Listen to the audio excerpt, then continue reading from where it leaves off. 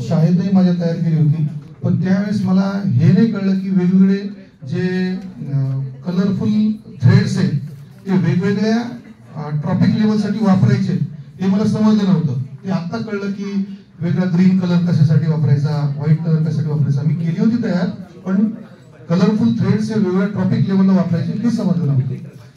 तर ते हे या ठिकाणी कळालं.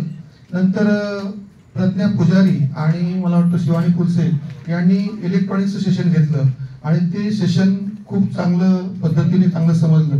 त्याही वेळेस हे सेशन झाले होते, परंतु व्होल्टेज पोटेन्शियल डिफरन्स कसा किती कुठे ड्रॉप होतोय, एलईडी साठी 3 व्होल्ट आपल्याला माहित होतं, परंतु ऍक्च्युअल ते मल्टीमीटर वरती चेक कुठे केलं आपण हे मागच्या वेळेस मी तिथं लक्ष दिलं नव्हतं किंवा कदाचित मला ते समजलं नाही.